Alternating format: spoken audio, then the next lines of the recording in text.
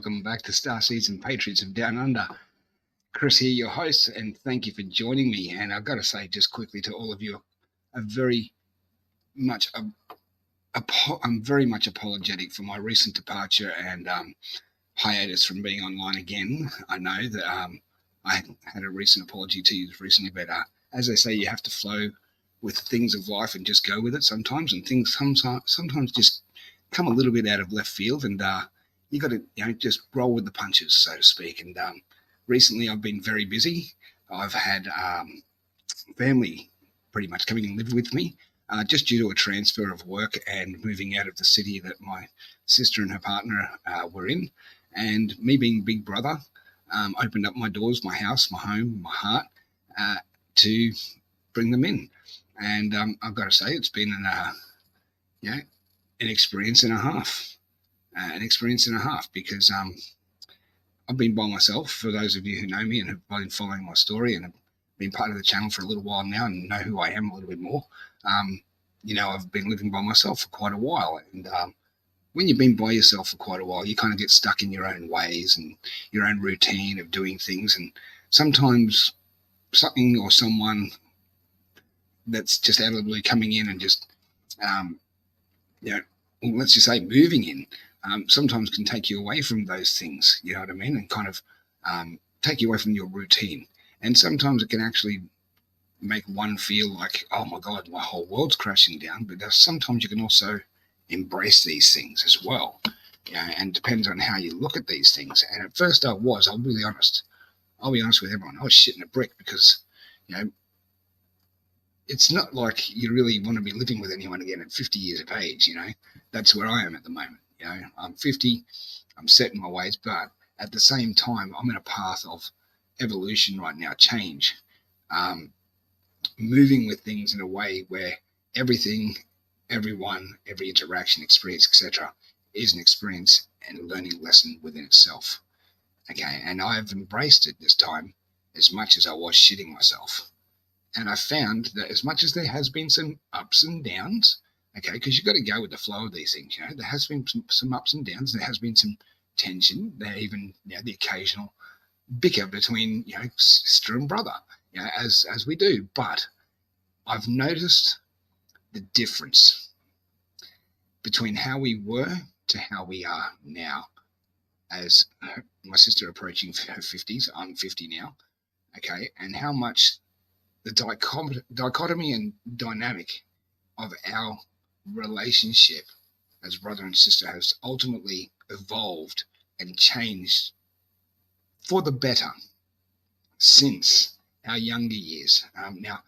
Because we used to fight off and on as brother and sister do, but we've always, as I said, been very close, okay, like myself and my mum, okay, and my sister has been my best friend most of my life, okay, and having her move in with her partner, her flatmate, their two doggies, another kitty cat, with me and Bodhi, of course, because Bodhi's here as well, because it's been also a very big test for him, overcoming his fears and anxieties as well, and being with other people, because he had a bit of a testy life before he came to be with me. He came from a household where kids tormented him. So I've tried to make a very peaceful environment for him, and he was not sure about how to accept the dogs or other people. So he's overcome his things as well in the same process, and I'm so ultimately proud and humbled to be a part of his experience as well. And it's very, very overwhelmingly awesome to see him evolve the way he has, because he anyhow interacts with them. The dogs, he rubs up against the chairs and tries to play and interact. So you can see how things change. As they say, dogs, cats living together, mass hysteria. That's what they said in Ghostbusters. Yeah, well, we must be living in the end of days. Just, you got to put a little bit of humor to it, you know what I mean? So it makes it just sound so much better. It really does, when you look at it in that perspective, the old saying from Ghostbusters, dogs and cats living together, mass hysteria. That's, there's mass hysteria out there in the world, and we've got dogs and cats living together in my home. Which is pretty common these days everywhere. Dogs and cats living together, but we must be living in the end of days, everyone, seriously. But getting back to myself and my sister, we've always had a very close friendship. very close relationship as well. I've always been there for her over the years, and she's been one to have experiences as well over the years. But as it says in the title here, it says my sister's experiences of her passed over partner, a tale of a non-believer. Okay, now for everyone, I actually have gone and asked my sister, because she's been here for the last 9 weeks now, going on 9 weeks this Sunday, with her partner and that. And I asked my sister for her permission in relation to her input of my title, if I could use that particular title, and did she agree with it? And she looked at it, and I read it to her, and she goes, yeah, that's pretty spot on, actually, because I am a bit of a non-believer. My belief structures, Chris, as such, are different to yours. She goes, I don't believe as such like you do, but I'm starting to kind of feel that these things are starting to pull me in a direction that I need to start believing. And I said, damn right you do. But while she's been here, I've been able to just take one morning while she was here and document in bullet form for you, my audience, her experiences that she's had over the years since my brother-in-law's passing, her partner. Okay. Now, I've said in the past on my show and in my videos in relation to her partner that I saw him 2 days after that little nephew, Jack, who I've talked about before, saw him 2 days roughly after he had passed. It turns out through my sister's memory, it was actually 1 day. So I do apologize for the lack of memory there in that relation. I should have actually been more accurate in that. But I mean, remember, we were all under a lot of duress like that back then when we lost him. And time, when you lose someone so loved that you are so close to, time moves very slowly. So what seemed like a day to everyone else seemed like 2 days to me. Okay, because it was just moving so slowly around me. Okay, so this is today I'm going to reiterate a series of events, of experiences that my sister has been able to relay to me that I've written down in bullet form, starting from her experience, okay, where we all first saw young Jack see his father as a 22-month-old. Okay, 22-month-old. So here we go, everyone. I really hope that you enjoy this today, because it's taken, because for someone who's a non-believer, who doesn't really get into the esoteric, the spiritual, the knowledge, the wisdom, etc., the esoteric, she's damn well had some bloody amazing experiences, let me just say that. And I hope within myself that what I'm about to relay to you of her experiences brings her one day to a conclusion on that path and journey, and complete that circle, so to speak, of that journey. Okay, because I do believe we're all heading to a destination point, and the last experience that's within this group of experiences clearly depicts and shows that there is going to be a reunification at some stage in the future where we all get brought back together. Okay, so here we go, everyone. We're going to start off with the first experience that happened roughly 15 and a half years ago, okay, when my brother-in-law, my sister's partner, passed over. Okay, so this happened, as I said, 15 and a half years ago. We lost my brother-in-law, tragically hit by a car on the Ettahmogah Hotel Service road on the North Coast Highway, north of Brisbane, going towards the Sunshine Coast, okay? Now, it turns out, as I said, it was 1 day after Ian's death that we were at my mum's place, not 2 days after, and Jack was being put down to bed, and he screamed out. And what I thought was where all of us ran in, including my sister.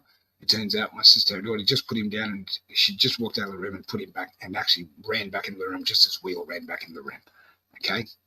Now, what happened was we're all standing there, and I'm not kidding, everyone.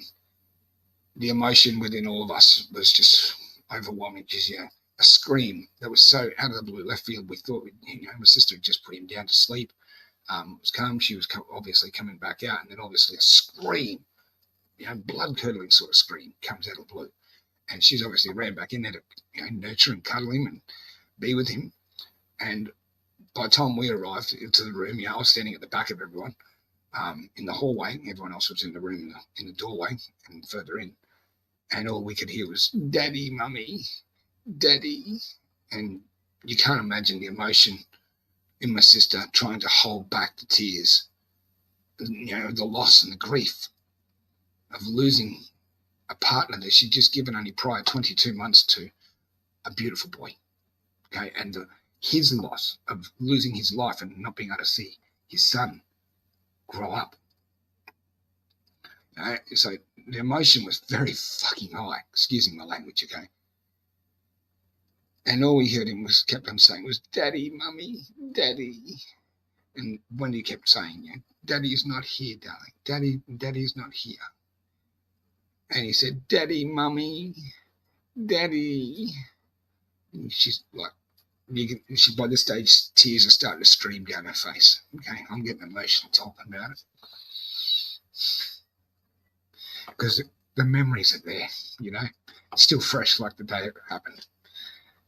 And my sister, because I feel for my sister as well, no, I couldn't imagine the loss of a partner like that. Being tragically hit so hard and knocked into the bush and die of such horrific injuries. I feel for my sister. Anyway, my sister's replied again, responded to him, "Daddy's not here, darling. Daddy's gone. Daddy's not here, baby." And he was like, looked straight up at Mum, his mum, me, everyone else in the room, and just looked straight at us and adamantly said, "No, Mummy, Daddy there, Daddy there," pointing to the end of the bed, standing at the end of his porta cot. Everyone was like, whoa. Me, I'm standing at the back of the crowd there in the doorway going, yeah. Like, it just took me back to my moment when I got hit by the car, near-death experience, the fact that I existed outside the realm of 3D physicality, and that I still had the consciousness and memories of Chris up until 14 years of age still intact. My identity as Chris Sinclair was still intact. Okay, I knew that I existed outside this framework of 3D physical self, which by his notion, a 22-month-old who has no comprehension of what he's seeing, let alone has the capacity to lie about what he's seeing. Get me? A 22-month-old is seeing through his pineal gland with his open heart and the love and adoration and that he has for his father, that he was so open-minded and so pure of heart and so young and loving. You know where I'm coming from, and connected to source and spirit, so much so that he was able to still see his father sitting at the end of the bed and adamantly say to all of us, looking at all of us going, "No, Mummy, Daddy there, Daddy there," pointing to the end of the bed where we could not see him, whereas Jack could. He could see him straight on, whereas we cannot see him straight on. So obviously his eyes are open to us. Colour spectrum far greater, with his pineal gland being so young, still non-calcified, still non-exposed to any chemicals that we're exposed to throughout life. That calcifies our pineal gland and stops us from having connection to source. He could still see him front on. Isn't that beautiful? To know that a child's mind has no capacity to lie about such a thing and can see so beautifully the etheric, the spiritual realm, and to know, like, he still remembers my nephew to this day. I've reminded him over the years of that experience, and he still does remember that to this day, but can't recall the image of what he saw of his father. He can't recall that. It just shows how the pineal gland has been actually closed off over time. Amazing, but what an amazing little story for a 22-month-old, though. Can you dig it, everyone? That just shows you that there is life after death. My proof of my story that there is life after death. And remember, I've died twice. Okay, all up. I mean, as I've been hit by a tick recently. I had a proper bush tick hit me, And I was at the point where it started to release its neurotoxin into me. I could have died again here. I had an electric current come out of the wall, and my neighbour once saw me here. She saw me jump back from it, and it went through my finger. And as I jumped up, it went out of my body through my feet. She saw it and witnessed it with her own eyes. So not only have I died twice, once by a car, but once also by my own hand when I was unfortunately an addict, which I've talked to you all about before, and I've gotten clean about. But I've also died nearly from an electric shock here and a tick bite. 4 times I should have died in this life, and I'm still here. I'm very much a miracle. I feel very honoured and humbled to be still here because life is a gift.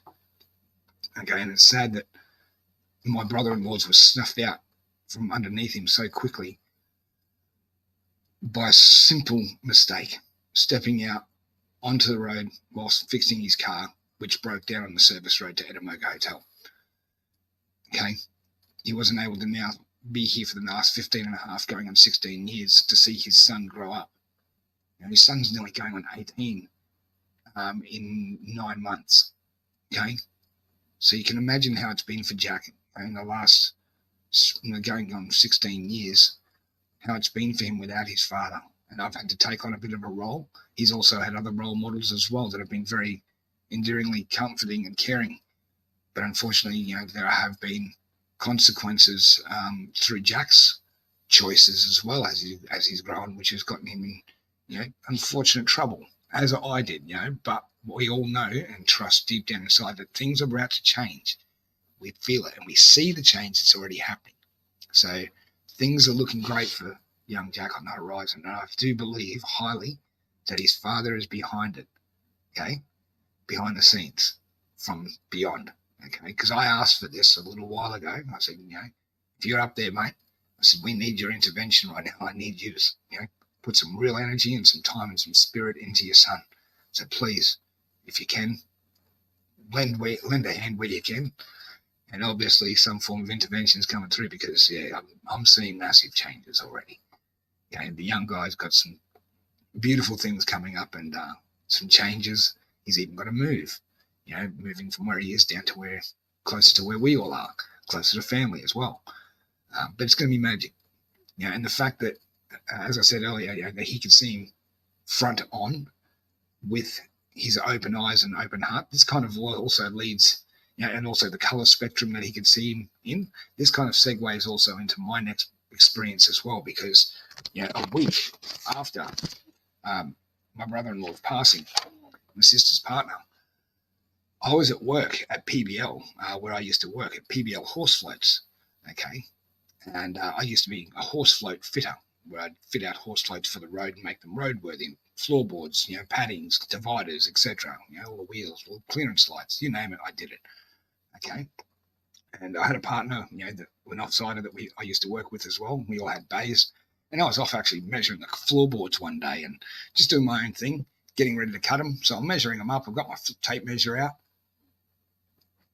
And as you do, you're spreading your tape measure out and you're getting ready to mark it with your pen. You're looking down, and out of my peripheral vision, straight ahead, no word of a lie, I could see my brother-in-law, Ian, sitting there on a stack of pallets, leaning over on his knees, looking straight at me with his little cheeky grin.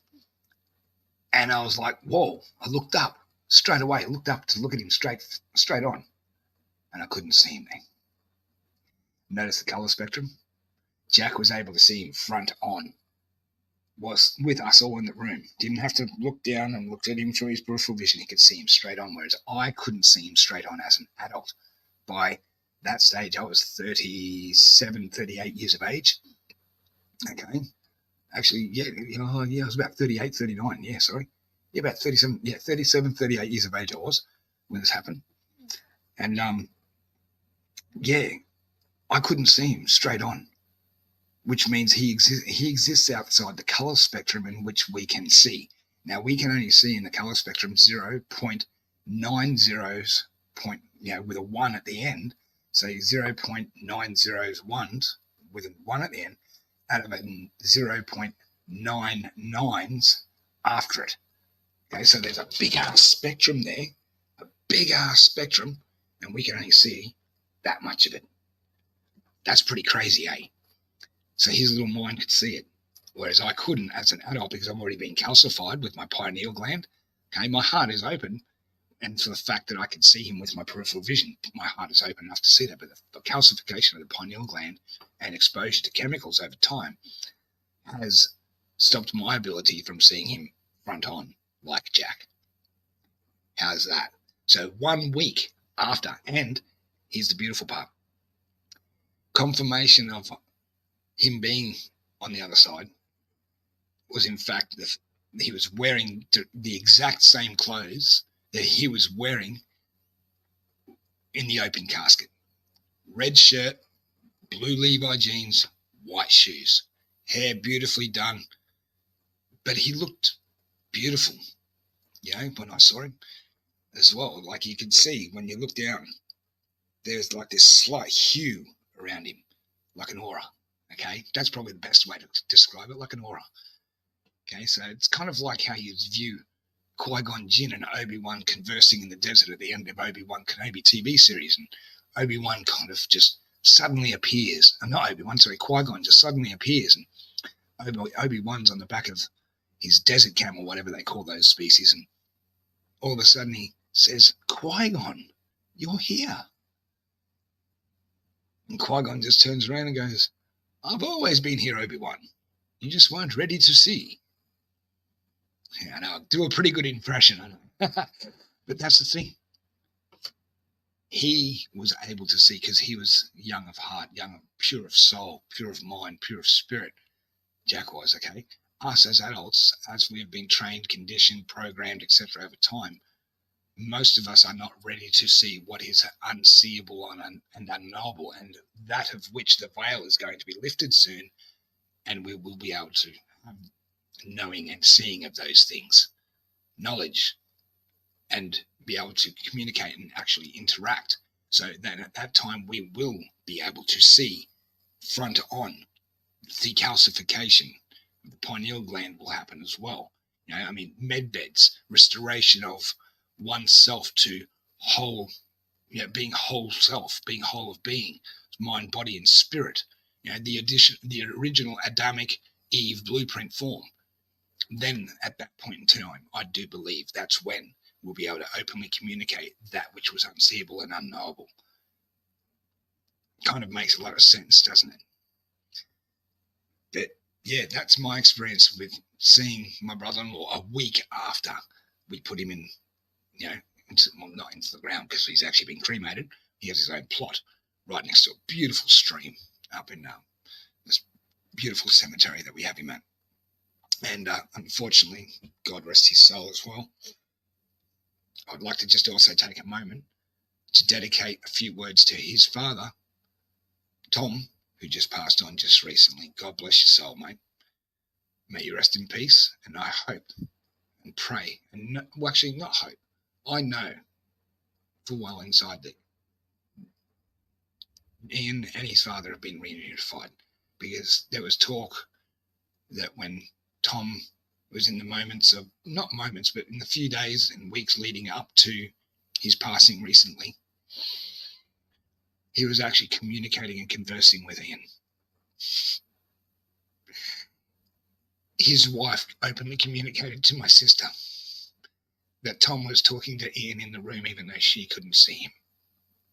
We just need proof.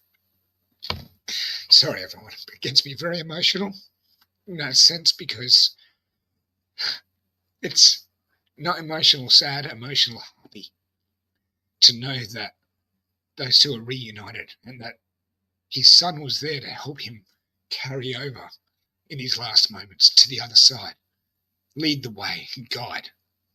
How beautiful is that? We've all heard stories of that before. So take solace in that, everyone, that those that you have loved and passed over and miss truly and have been connected to all your life and never forgotten, they too will be there at your last time, at your last moments, with your last breath, to help carry you and guide you over to the other side. Isn't that beautiful to know?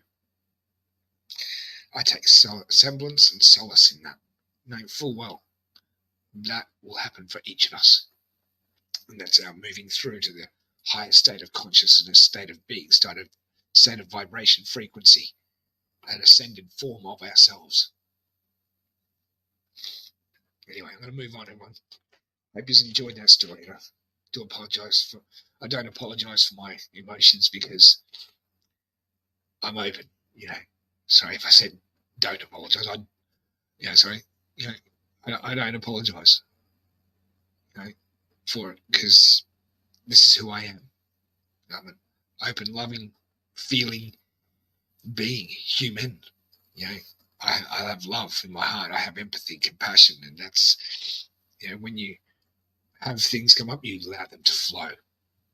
Because that's also a release as well, because that's obviously to a degree something that I haven't quite well dealt with, even though it's not sadness tears. There's also a release there as well, even though it's happy tears.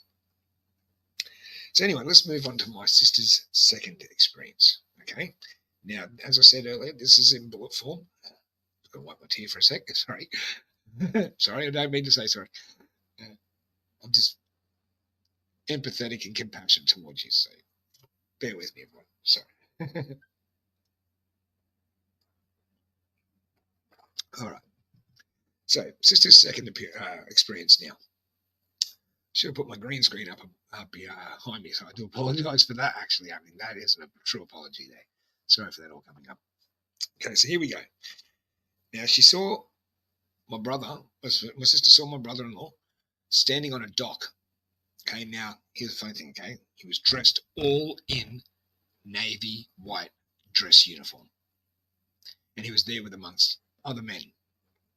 Okay, in a crowd of many men, it says. That's what her words were.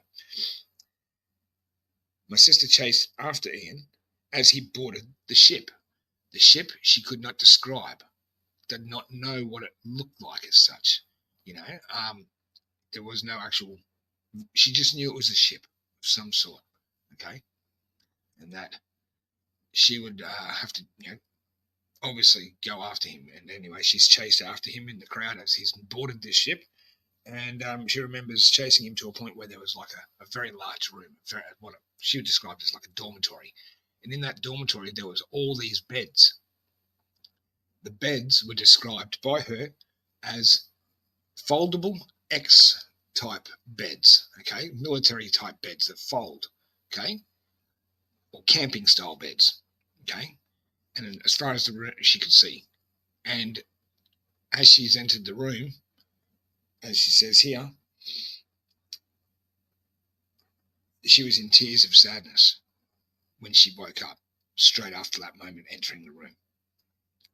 Bang, just as soon as she entered, bang, dream or out-of-body experience possibly was over. She woke up in tears because she didn't want to leave. She was connected to him in a way where she got to see him again.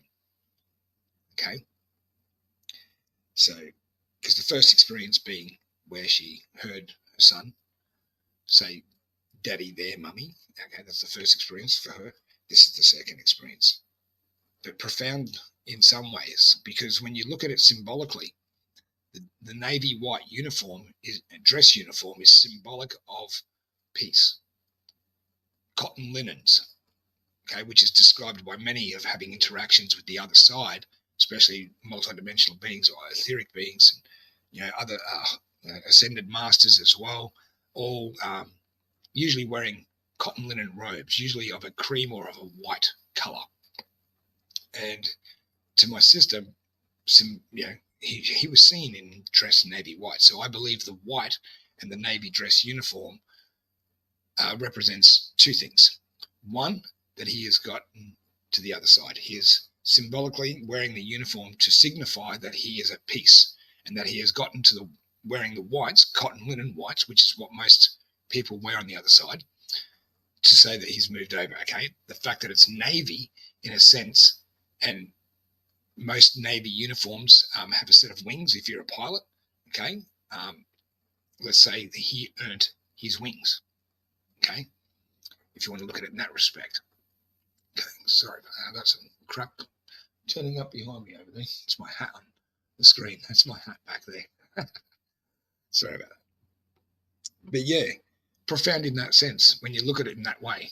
That there was symbolism in a sense that you could take away from that, that he really wanted her to be at ease, knowing that he had made it, and that he was going away with a group of men for a while, where he was going to be part of, something that was greater than himself, where he was going to be working and with these men and learning to become part of a group. Okay, essentially a family, a unit. Okay, and I think that's very special if you want to look at it that way, because it means that he's not going to be alone, that he'll have camaraderie and companionship and friendship with others that are with him. Okay, and the fact that she saw him with others, that's all very, very symbolic in a sense. And not just symbolic in a sense, but also very, very, very profound to know that there is a sense of other people with him. He's not going to be alone. So she should take from that, a bit of solace and semblance as well, like I have from that particular interaction experience. Okay, now we're going to go on to our third experience here. Okay, now she said and described that this was at a place that had like a house amongst a commune. The house was being pretty much rebuilt or fixed up. Okay, and it was being done with reclaimed wood. Now she saw Ian there, and he was apparently helping fix it with other men and women that were there with him. Okay, now she also showed her around, right, that there was a group of beautiful gardens where they used to grow their food. Okay, I'm going to put my book up here so that I'm not looking down. Okay, there was a beautiful garden where they grew their own food. There was also a bar. What else is there? A bar, a hall for gatherings where they used to gather. Sorry, because I lost my place then. Okay, there was a hall for where they used to gather for gatherings as such and eating together, celebration. What else was there? It turns out that he, from my sister's perspective, she said that he was very happy. My sister's description of the place was absolutely very vivid. She can remember every detail of the place. She left the dream happy for him. No tears. That was the bullet points. Okay, so she left that experience particularly with no tears for him because she could see, in essence, that he was, as I said earlier, with a group of people. He wasn't alone. And he wanted her to feel that, he wasn't alone so that she could know that there was no burden there to carry. That she didn't need to worry as such, that he's, and showing him essentially that he exists on the afterside, on the afterlife. That's what the primary message is here, that he exists out the framework of 3D physicality. And she's having experiences with him in these different either dreams or what I would call possibly out-of-body experiences. Because I haven't had one like that with him. I can tell you now. Now, here's the fourth experience with my sisters. Okay, because we're going to get into how this also segues into other stuff of mine as well. This was at Castletown, which is a shopping centre in Townsville, essentially. Okay, in Townsville. Okay, and it was a section of the shopping centre's arcade where there's a set of toilets that go off, that branch off the main arcade. And as she was approaching them and walking towards them, Ian came walking towards her, my brother-in-law. And my sister pulled him aside and said, "Look, can you please speak with Jack?" And he was quite obliging. He was like, "Yep, no worries." Because you really need to speak to him. Okay, now what it was about, she can't remember. And whatever that Ian spoke about with his son was obviously private and not meant for my sister to know or hear, because still to this day she still doesn't know what they talked about. Because after that, she said that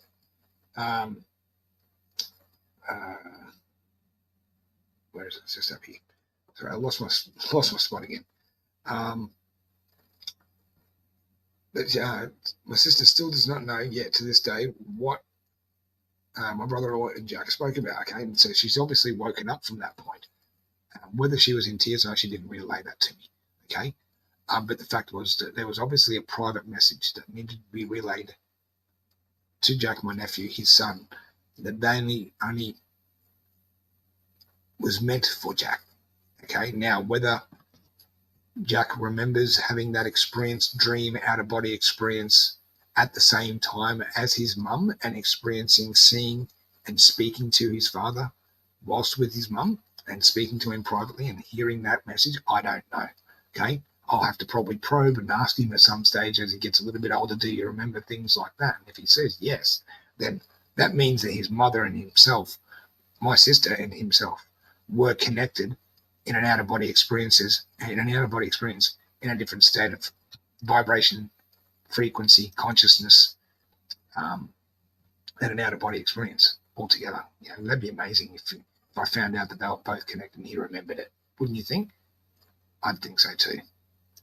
So, yeah, that's that experience. Okay, now, this particular experience that I'm going to iterate to you now happened just here on September 11th, 2024. Okay, just this month. Okay, this is crazy. Okay, this is pretty crazy. Now, as I said, being passed on 15 and a half years ago. On the 11th of September this year, my sisters walked downstairs. You could see that she was emotional. You could see that she'd been crying. And I asked her as she come down, are you okay, sis? What's wrong? And she goes, I've got to talk to you. I've had a dream. I was like, oh, okay. She goes, it was about him. I was like, oh, okay. I said, sis, you just make your coffee and do what you got to do. And when you're ready, when you've woken up, come and speak to me. I'll gladly listen to you and tell me what's going on for you. And I'll fucking advise and help where I can to help her have understanding and knowing and a bit of wisdom from it. And if I can, I will.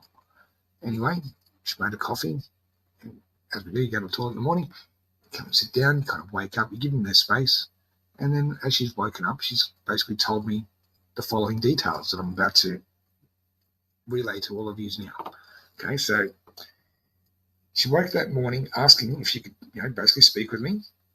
As this happened for her, my natural response is always a yes. Okay, because I take seriously other people's experiences, and I don't believe that they're a joke. I believe they've happened for a very good reason. That there is a story and a message meant for them because it's part of their journey. And it's all part of helping their ascension and all part of their awakening as well. Okay, and anyway, as I said, she proceeded to tell me the following details. I've got to change the page here, everyone. Sorry for the rustling page. Okay, she went on to say that she had a different dream. It seemed more vivid and more real this time. She said that it felt like that she had visited what she thought was an alternate dimension or reality. Now, my sister doesn't know quantum physics. She doesn't know science. She doesn't know syntax, large words like that, like in relation. She doesn't use those sorts of words on a regular basis in her vocabulary, let alone sentences. Okay, because those are the sorts of conversations she doesn't have on a daily basis. But for me to hear her come out with such a profound statement, it blew me away. The fact that she was using alternate reality and dimension. And I said, please tell me what's going on for you. Tell me what's going on. Anyway, she said that she saw Ian there and that she ran towards him. Ian was aware in this experience that he had somewhat crossed over. He was actually aware of the fact that he crossed over, and he asked, did I survive the impact, the crash, my death? My sister's response was, no, babe, you didn't survive. His next question was, how long have I been gone? And my sister's response was, you've been gone nearly 16 years. Okay. Ian was completely unaware that time had elapsed. That's my footnote, which tells me about relativity of time, that where he was in this time and space that my sister described, this alternate reality or dimension, time did not exist. It flowed around them, and he was completely unaware that nearly 16 years had passed. He was only aware that he had crossed over somewhat. Okay, and he had to have confirmation of that through my sister. Okay, So this is where it says the relatively this is how relativity works with time, basically. Okay, so that's how we can see that for the old saying that we've heard before, for all that is a breath in heaven is a lifetime on earth. That's where it basically comes from, because outside of time, out of physicality, time does not exist as such. It flows around you.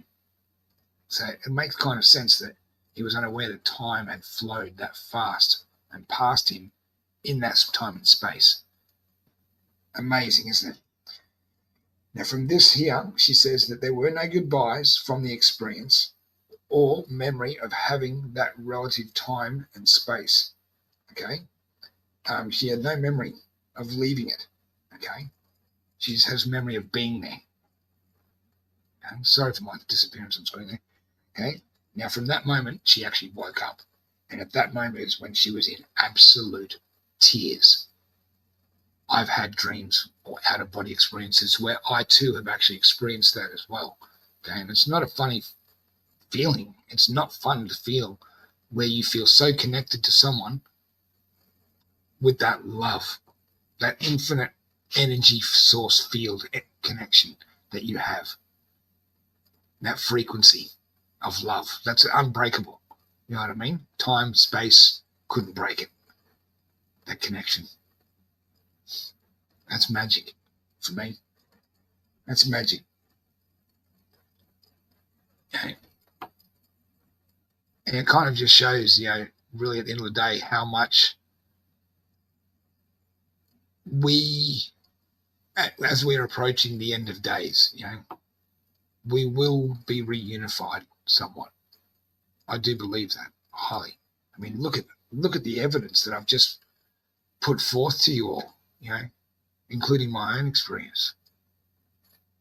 It's not fun losing that connection when you've been in a time and space with someone that you love so much and that you actually miss them so much, and then it's taken away from you and you have to come back and have that sense of loss again, grief, and having to face those feelings of having to, if you haven't mourned or grieved, having to go through those emotions. That wouldn't be fun. Okay? So I can honestly say from the heart right now that I hope and pray and wish nothing more for my sister to allow these experiences to open her heart and truly see that there are communications going on around her that she needs to be more aware of. And if she opens her heart to that and her mind and her spirit, and, lets the love pour in, their experiences will increase. I do believe that. And that at some stage in the future, as the veil does get lifted and we're able to see and made into our true forms, we'll be able to communicate effectively and live freely among those that have been unseen and unknown to us until the veil has been lifted, and be restored to eternal self, in what they call everlasting life. Okay, we've all heard about that. Okay, the Creator, who we know now, thanks to Elena and Dr. Sala, has the power to not only create but also fix, reanimate, bring the dead back from the grave. In other words, rise from the grave, eternal everlasting life. Can't question power like that. I do believe we'll all be reunified in a sense in the future, in our ascended forms, not our physical forms that we are now. So what do you say to all of that, everyone? Leave your comments below in relation to just some of the experiences that I've relayed to all of you today from my sister, and let me know your thoughts and what you hope for her, and if you could send any positive thoughts and messages my way that I could relay to her in the comments to help her on her journey, that can help her open her heart and soul to know that this is all happening for a very beautiful reason. As I know for myself, I've had my journey, you have had your journeys. You know that these things happen for a very beautiful reason. If you can offer any beautiful words of wisdom, solace, anything that could be of help to her on her journey, to have a bit of more inner knowing and understanding of it all, and gain wisdom from this so that she can have better experiences as she goes through her awakening, I'd be greatly appreciative of all of you. And, it's just all part and parcel of helping each other on our journey, on our awakening process. Because I know that, it can't be really easy for someone who has been a non-believer most of their life, whilst watching their brother who is an experiencer all their life have these things happen all around them, especially when you've had tragedy and trauma such as the loss of a partner hit you in such a way that I wouldn't wish it upon my worst of enemies if I had any. I'm sure none of you would either. It just shows how humane we all are. The loss of a loved one, that it must have been so tragic that it must have actually closed her heart in such a way, because she felt numb, that she'd felt robbed of someone that she loved because he was taken so quickly. And I can understand how that would make one feel. But if you all, my beautiful audience, can offer some love, wisdom, honesty, and just personal encouragement for her, I'd be greatly appreciative of all of you. Okay? But I hope you have enjoyed some of these experiences today that I've been able to relay to you all of my sisters, and how mine have kind of segued in. Well, actually, that's another thing too, is that I'd like to quickly segue into one of my experiences where I've actually had my partner come and visit me in my dreams. Okay, my ascended partner, that is, not a physical partner here. And I've experienced her at least 3 times. Okay, but one of the main ones was where I actually saw her too at a dock with a ship where I was departing. Okay, it was an out-of-body experience. And she leaned in to my right here. And I remember her cheek very, ever so softly touching mine. And she said to me softly into my ear, "You are a good man. You are worthy. You are loved. And you are love." And from the moment she said that, bang, I woke up from this experience, bursting into tears, walking into my bathroom, turning on the light to wash my face, feeling like I'd just been ripped from someone who knew me eternally. And I knew the face. I knew the face. I knew that that was my partner. But to recall her now, here back in the physical, I can't. It's like a wipe. It's like I'm meant to wait and go through these processes with myself and revealing these things as they happen with all of you. I do believe this is all part and parcel of my way of making my way home and being reunified with her as well. This is part of my mission, why I came to Earth, to reveal and talk about these sorts of things, my experiences, and hopefully bring other experiencers to the channel so that I can share their experiences with you all as well, and that we can gain understanding and wisdom and knowledge from their experiences too, and share and grow together and expand, because that's what this channel is all about, and that's what we're all about, and sharing that information and knowledge and wisdom. So yeah, anyway, I'd just like to wrap it up there, everyone.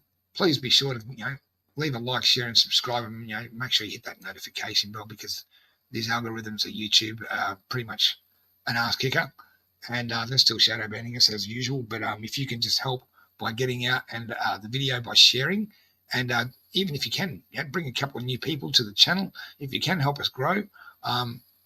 We've got some great things coming up. I've got Dan Willis after GSIC this month. He's coming up probably next month. I've had to pretty much just prepare for the time being leading up to it, because I know that he's a very, very busy individual. I've got some other letters written or messages written to some very important individuals that we all know. I won't reveal their names yet because I haven't secured them. Okay, but Dan Willis is assuredly coming onto the channel and sharing with us information that's going to blow a lot of people away, which will actually, in a sense, with all of you who witnessed Dan coming to the channel, I hope and pray that you can actually share that particular video as such and show that my channel is another trusted, vetted source of information, not only with true experiences, but also true whistleblowers that are amongst our community that we highly respect and regard and love. One being Mr. Dan Willis, who will be coming with us very shortly on here on Starseeds and Patriots of Down Under, and revealing secrets of the universe and of its creation, and some other things, hopefully, that he may be presenting this year at GSIC, the greatest disclosure conference on the planet, hosted by Miss Danny Henderson. So if you can go over to any of those channels, Miss Danny Henderson's channel, I'll leave a link for these all in the description below. Danny Henderson's channel, Dan Willis's channel, Elena Danan's channel, and Dr. Solace's channel, and anyone else I can think of. I'll leave links in the description for you to go over and give them a like, share, and subscribe as well. But everyone, I just want to say thank you for joining me today and just sharing in these experiences of my sisters and being a part of that, and hoping that you may take away from that a bit of information, knowledge, and wisdom, in a sense that you can take semblance and solace and know full well that you too exist outside the framework of physicality, and that one day, on our last days, on our last breaths, those that we have loved and carried with us in our heart all the way through our lives that we have missed, we will be reunited again if we ever take our last breaths, and that they too will be there to carry us over and guide us to the other side, into the afterlife, where we will be there immortally, everlasting in life forever. Take care, everyone. I love you all. See you next time for Starseeds and Patriots of Down Under. This is Chris saying goodbye. Take care.